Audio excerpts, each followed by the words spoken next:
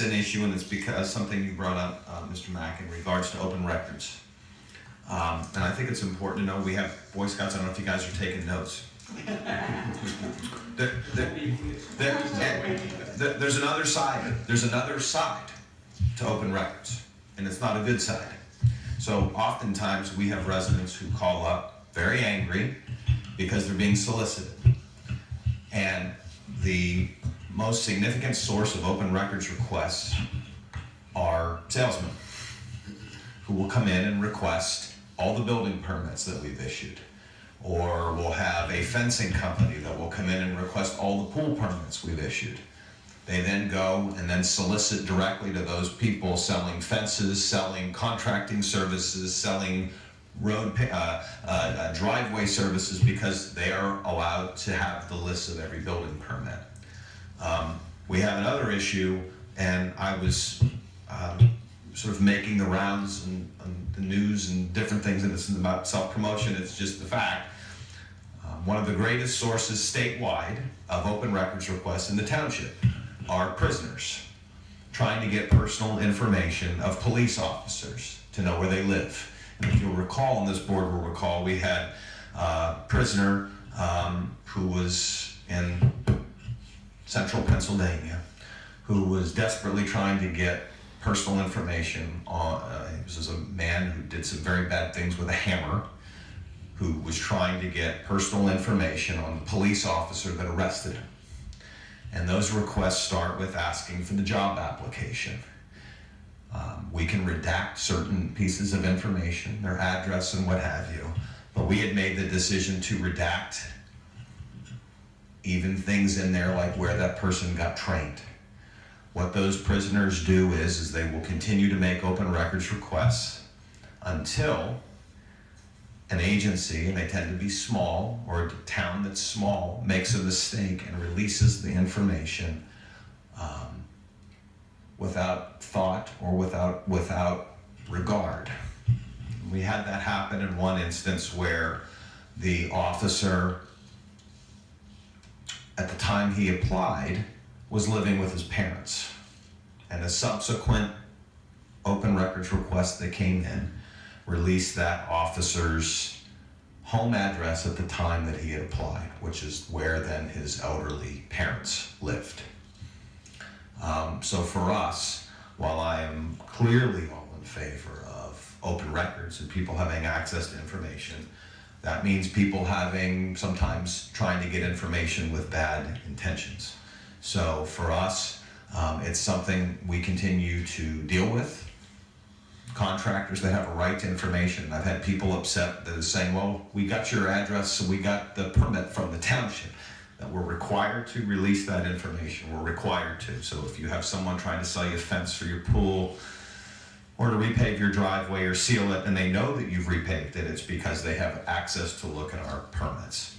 In regards to prisoners, there was a push a couple of years ago when I was beating the drum about this to change the open records law, which would limit the parameters by which prisoners could access information. What the prisoners have done is they get one central prisoner who makes open records requests of police officers all over the Commonwealth, trying to find information. And even if in the end they don't have an intent to harm an officer or a family, their intent is to scare that officer, to make them think that that's their intention. So I'll continue to ask our state legislators to look at that law regarding prisoners trying to get access to our police officers' information. And I know the chief is a strong advocate of that changing as well. I would ask Micah for the next item. Can I just say Sure, absolutely. I understand the dangers of having an open society, and guns are even another example of that.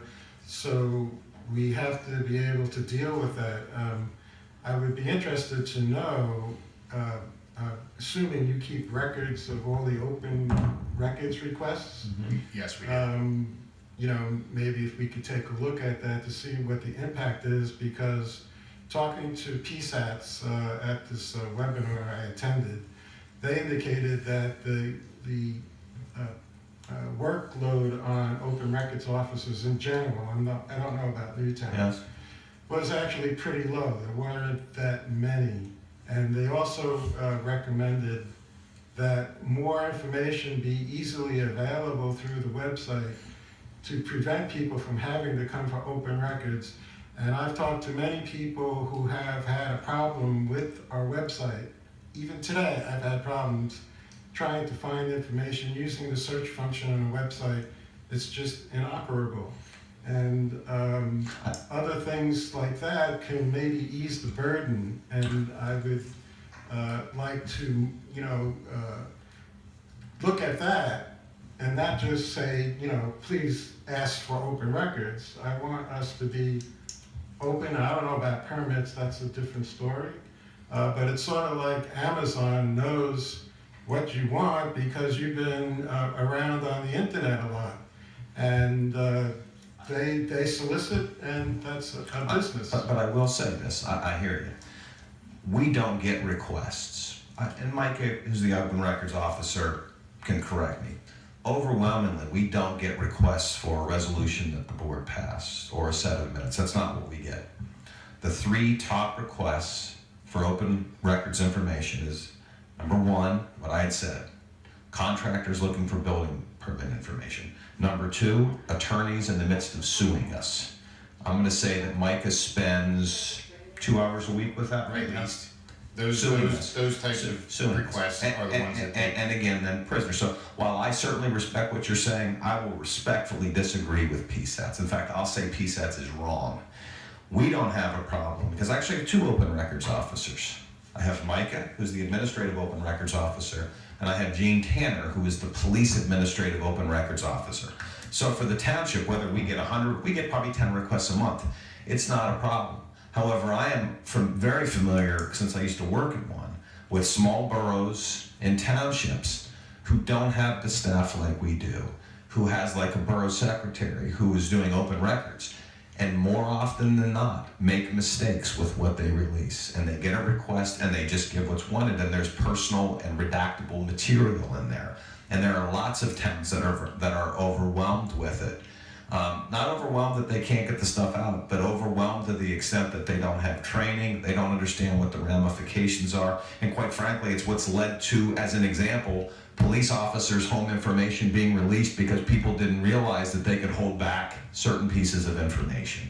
So and I will say this again, and PSATs may have updated numbers, but if you look at the state open records appeals office, when this was going on with the prisoner that was desperately trying to get information here, they'd indicated that roughly 60% of all the appeals that go to the state are from prisoners. And we had to deal with that. We had to spend thousands of dollars for an attorney to go and fight off a prisoner request trying to get one of our detectives' information. So I agree with you regarding having access to information and seeing things, but for the most part, those don't tend to be the type of requests that we see, because oftentimes they will call, or if we get a request in and someone says, I'd like the minutes from whatever, Michael will call them back and reference them to the webpage, or if they want it, we'll certainly give them a copy of it. But I think we're saying the same thing, and I think it's important to have updated, accurate information, and we've had some glitches on the website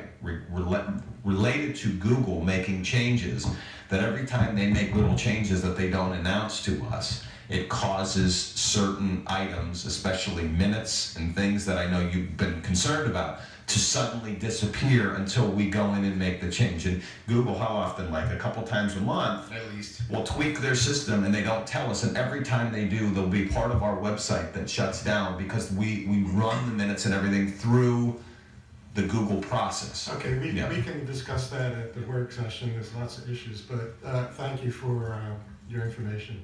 I would like to add the one other thing with open records that kind of like is the hidden cost behind a request is when a request is filed and the request for the record is exempt.